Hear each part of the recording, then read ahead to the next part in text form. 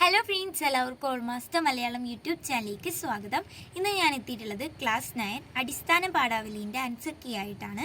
അപ്പോൾ നമുക്ക് അതിലേക്ക് കടക്കാം. ഫസ്റ്റ് ക്വസ്റ്റ്യൻ്റെ ആൻസർ വരുന്നത് ഉത്തരവാദിത്ത ബോധം. സെക്കൻഡ് ക്വസ്റ്റ്യൻ്റെ ആൻസർ വരുന്നത് ഇടിയുടെ മുഴക്കം. തേർഡ് ക്വസ്റ്റ്യൻ്റെ ആൻസർ വരുന്നത് ചെറുതെങ്കിലും അവനവൻ്റേതിനാണ് മഹിമ. നാലാമത്തേൻ്റെ ആൻസർ വരുന്നത് ബുദ്ധിമുട്ടായി. അഞ്ചാമത്തെ ആൻസർ വരുന്നത് തേങ്ങി തേങ്ങി തേങ്ങി തേങ്ങി. ആറാമത്തേൻ്റെ ആൻസർ വരുന്നത് ശങ്കരൻകുട്ടി കൗതുകപൂർവം താഴെ തൊട്ടിലേക്ക് നോക്കി നിന്നപ്പോൾ അയാളുടെ മുഖത്ത് ഒരു ചെറുചിരി വിടർന്നു. ഏഴാമത്തെ ആൻസർ വരുന്നത് ഒന്നാമത്തെ വരിയിൽ സാമ്പത്തികമായ കൊടുക്കൽ വാങ്ങൽ നടപടികൾ തീർത്തു എന്നർത്ഥം. രണ്ടാമത്തെ വരിയിൽ അവൻ്റെ ചീത്ത പ്രവൃത്തികൾ അവസാനിപ്പിച്ചു എന്നർത്ഥം. എട്ടാമത്തേൻ്റെ ആൻസർ വരുന്നത് മണ്ണിനോടുള്ള അലർജി, വെള്ളമൊഴിക്കാനും വളർത്താനുമുള്ള മടി, മണ്ണിൽ നിന്നും പ്രകൃതിയിൽ നിന്നും അകലുന്ന മനുഷ്യരുടെ നിലപാട്, പ്രകൃതി വിരുദ്ധ മനോഭാവം. ഇനി ഒമ്പതാമത്തേൻ്റെ ആൻസർ വരുന്നത് സ്നേഹം കൊണ്ട് തോൽപ്പിക്കുകയും അത്ഭുതപ്പെടുത്തുകയും ചെയ്ത മനുഷ്യൻ, ജീവൻ തിരിച്ചു നൽകിയവൻ, 40 ദിവസം അഭയമൊരുക്കി, പ്രസവ പരിചരണത്തിന് ആളെ ഏർപ്പാട് ചെയ്തു, മറ്റൊരാളുടെ കുട്ടിയെ സ്വന്തത്തെ പോലെ പരിഗണിച്ചു, പരിഗണനയും പരിചരണവും പിന്നെ വിശ്വാസവും. പത്താമത്തേൻ്റെ ആൻസർ വരുന്നത് പ്രതീക്ഷ നഷ്ടപ്പെട്ട മനസ്സാണ് ദരിദ്രൻ്റേത്. ദാരിദ്ര്യം എല്ലാ സർഗാത്മകതയെയും മരവിപ്പിക്കുന്നു. വിമർശകരുടെ കല്ലേറേറ്റാലും സമൃദ്ധിയിൽ കഴിയാനാണ് കവി ആഗ്രഹിക്കുന്നത്. മാവിന് ഫലസമൃദ്ധി കാരണം ഏറ്റുവാങ്ങേണ്ടി വരുന്നത് കല്ലേറാണ്. സഫല ജീവിതത്തിൻ്റെ വേദനകൾ അനുഭവിക്കേണ്ടി വരും. ശൂന്യതയിലെ മരവിപ്പ്, സമൃദ്ധിയുടെ സന്തോഷം, മഹത്വം, ഇതെല്ലാം ഉൾപ്പെടുത്തണം. ഇനി 11ാമത്തേൻ്റെ ആൻസർ നോക്കാം. രൂപത്തിലും ആകൃതിയിലും ഗുണവും മഹത്വവും നിർണ്ണയിക്കാനാവില്ല. ആനയ്ക്ക് വലുപ്പവും ആരോഗ്യവും ഉണ്ടെങ്കിലും മേച്ച് നടക്കാൻ എളുപ്പമാണ്. ആടിനെ മേയ്ക്കുകയാണ് പ്രയാസം. ഓരോ കാര്യങ്ങൾക്കും അതിൻ്റേതായ ഗുണദോഷങ്ങൾ ഉണ്ടാകും. ഓരോന്നിനും അതിൻ്റേതായ മൂല്യമുണ്ട്. സ്വന്തം നിലപാടുകളിൽ കൂടി ഉൾപ്പെടുത്തിയിട്ടാണ് ഇതിന് ആൻസർ കൊടുക്കേണ്ടത്. ഇനി 12ാമത്തേൻ്റെ ആൻസർ നോക്കാം. ദൃശ്യാനുഭവങ്ങൾ നൽകുന്ന സന്ദർഭങ്ങളാണ് സിനിമയെ മനോഹരമാക്കുന്നത്. കഥാപാത്രങ്ങളുടെ ചലനവും ഭാവവും ദൃശ്യത്തെ സ്വാഭാവികമാക്കുന്ന ഘടകങ്ങളാണ്. ദൃശ്യങ്ങളിലെ സ്വാഭാവികമായ ഘടകങ്ങളാണ് സിനിമയെ ആകർഷമാക്കുന്നത്. ചലച്ചിത്രകാരനും തിരക്കഥാകൃത്തും വാക്കുകൾ കൊണ്ടല്ല ദൃശ്യങ്ങൾ കൊണ്ടാണ് സംസാരിക്കേണ്ടത്. ഈ ദൃശ്യങ്ങൾ സവിശേഷമായ അർത്ഥതലം സൃഷ്ടിക്കാൻ സാധ്യമാവുന്നതായിരിക്കണം. ദൃശ്യാനുഭവങ്ങൾ നൽകുന്ന മനോഹാരിത വ്യക്തമാക്കുന്ന പാഠസന്ദർഭം അത് വിശകലനം ചെയ്യുകയും ചെയ്യണം. 13ാമത്തേൻ്റെ ആൻസർ വരുന്നത് വേർപാടിൻ്റെ മനോവേദന പ്രകടമാക്കുന്ന വരികൾ. മകൻ കുന്നിറങ്ങുന്നതും നോക്കി നിൽക്കുന്ന മായൻ, നെഞ്ചിൽ കിതപ്പുകിടന്നു മുട്ടിത്തിരിഞ്ഞു എന്ന പ്രയോഗത്തിൻ്റെ അർത്ഥതലം വിവരണാതീതമാണ്. ഹൃദയമുരുകിത്തീരുന്ന വൈകാരിക ഭാവം നിറഞ്ഞ പ്രയോഗങ്ങളുടെ സൗന്ദര്യം മായൻ്റെ നിസ്സഹായാവസ്ഥയും മാനസിക വൈകാരിക തലങ്ങളെയും മനോഹരമായി ആവിഷ്കരിക്കുന്നു. 14ാമത്തേൻ്റെ ആൻസർ വരുന്നത് നാണുക്കുട്ടിയെ വരച്ചു കാട്ടുന്ന വാക്കുകൾ.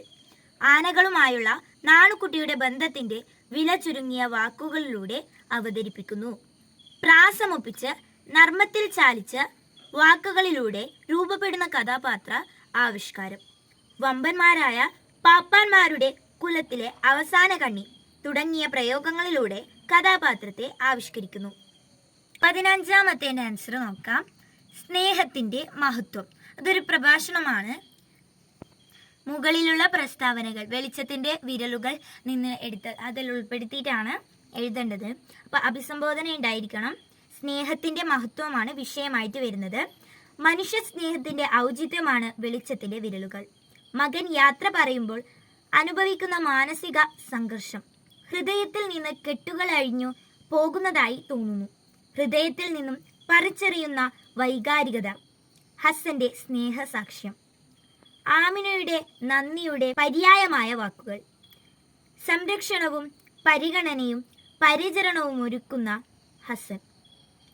സമകാലിക പ്രശസ്തി, അതുപോലെ തന്നെ പ്രഭാഷണ ശൈലിയും ഉൾപ്പെടുത്തണം. 16-ാമത്തത് നാണുക്കുട്ടിയുടെ കഥാപാത്ര നിരൂപണമാണ് അജഗജാന്തരത്തിൽ. അപ്പോൾ നമുക്ക് അത് നോക്കാം. അജഗജാന്തരം എന്ന കഥയിലെ കേന്ദ്ര കഥാപാത്രമാണ് നാണുക്കുട്ടി. മഞ്ചാടി മനയ്ക്കലെ പ്രഗത്ഭനായ ആനപ്പാപ്പാനായിരുന്ന നാണുക്കുട്ടിക്ക് പെട്ടെന്ന് ഒരു നാൾ തോന്നിയ വിചിത്രമായ ഒരു മോഹത്തിൽ നിന്നാണ് കഥ തുടങ്ങുന്നത്.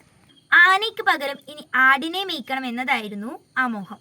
ആനയുടെ മർമ്മലക്ഷണങ്ങളും ചികിത്സാക്രമങ്ങളും എന്നുവേണ്ട ആന സംബന്ധമായ എല്ലാ കാര്യങ്ങളിലും അറിവുള്ളവനാണ് നാണു. അറിവ് മാത്രമല്ല, അവ പ്രയോഗിക്കാനുള്ള കഴിവും ആവോളമുണ്ട്. മഞ്ചാടി മനയ്ക്കലെ പാപ്പാനായിരുന്നപ്പോൾ വലിയ സ്ഥാനമാണ് അയാൾക്ക് ആളുകൾ കൽപ്പിച്ചിരുന്നത്. അത് ഉപേക്ഷിച്ച് ആടിന്റെ ഉടമസ്ഥനായി മാറുക എന്ന അയാളുടെ മോഹത്തെ ഉൾക്കൊള്ളാൻ മനയ്ക്കലെ തമ്പുരാൻ മുതൽ തൻ്റെ ഭാര്യ ഉൾപ്പെടെ ആർക്കും കഴിഞ്ഞില്ല. എന്നാൽ അയാൾക്ക് ആ മോഹത്തിൽ നിന്ന് രക്ഷപ്പെടാനായില്ല.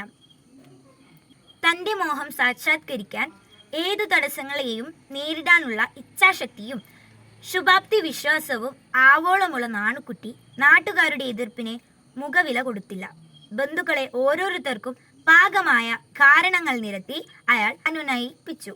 ഒടുവിൽ ലക്ഷണമൊത്ത വെളുത്തയാടിനെ സ്വന്തമാക്കി അയാൾ തൻ്റെ ആഗ്രഹം പൂർത്തീകരിക്കുന്നു. രാത്രിയിലുള്ള ആടിന്റെ കരച്ചിലും ആനയെപ്പോലെ എളുപ്പമല്ല ആടിനെ മേയ്ക്കൽ എന്ന തിരിച്ചറിയുമൊക്കെ കഥയുടെ പല ഘട്ടങ്ങളിൽ നാണുക്കുട്ടിയുടെ യുക്തികളെ ചോദ്യം ചെയ്യുന്നുണ്ട്. എങ്കിലും ആനയുടെ കൊലച്ചോറിനേക്കാൾ എന്തുകൊണ്ടും ഭേദം ആടിന്റെ വികൃതികളാണെന്നു അയാൾ തിരിച്ചറിയുന്നു. കാലിത്തൊഴുത്തിൽ ജനിച്ചതും വളർന്നതും ആടുമേയിച്ചു നടന്നവരുമായ സമാധാനത്തിന്റെ ദൂതന്മാരായിരുന്നവരെ പോലെ തൻ്റെ ജീവിതം മഹത്വപൂർണമാക്കുന്നു എന്ന വെളിപാടോടെയാണ് നാണുക്കുട്ടി ഒടുവിൽ സമാധാനമായി കിടന്നുറങ്ങുന്നത്. മറ്റുള്ളവരുടെ കാഴ്ചപ്പാടുകൾ അനുസരിച്ചല്ല നാം ജീവിക്കേണ്ടത്, സ്വന്തം ആഗ്രഹങ്ങളും ബോധ്യങ്ങളും അനുസരിച്ചാണ് നാം ജീവിക്കേണ്ടത് എന്ന പാഠവും ഏതു തൊഴിലും മോശമല്ലെന്ന സന്ദേശവും നമ്മെ പഠിപ്പിക്കുന്ന കഥാപാത്രമാണ് നാണുക്കുട്ടി. 17-ാമത്തത് ഉപന്യാസമാണ്. വിഷയം സമൂഹത്തിന്റെ പ്രതിഫലനമാണ് സിനിമ. സമൂഹത്തിന്റെ പ്രതിഫലനമാണ് സിനിമ. നമുക്കിടയിലെ സാധാരണ സംഭവങ്ങളെ ചിത്രീകരിക്കുന്നു. ശങ്കരൻകുട്ടി എന്ന കഥാപാത്രത്തിന്റെ പ്രത്യേകതകൾ. ശാന്തമ്മയുടെ പ്രതികരണങ്ങൾ. കുട്ടി ജനിക്കുന്നതോടെ ശങ്കരൻകുട്ടിയിൽ വരുന്ന മാറ്റങ്ങൾ. ഉത്തരവാദിത്വ ബോധം ശങ്കരൻകുട്ടിയിൽ ഉണ്ടാക്കിയ മാറ്റം. വെള്ളത്തിൽ നിന്ന് കുട്ടിയെ എടുത്തുയർത്തി അമ്മയെ ചീത്ത വിളിച്ച സന്ദർഭം. സാമൂഹിക പ്രതിഫലനങ്ങളാണ് സിനിമയ്ക്ക് വിഷയമാവുന്നത്. അപ്പോൾ ഇത്രയാണ് ഈ വീഡിയോയിൽ ഉൾപ്പെടുത്തിയിട്ടുള്ളത്. ഇഷ്ടപ്പെട്ട ലൈക്ക് ചെയ്യുക, ഷെയർ ചെയ്യുക, സബ്സ്ക്രൈബ് ചെയ്യുക. Thanks for watching.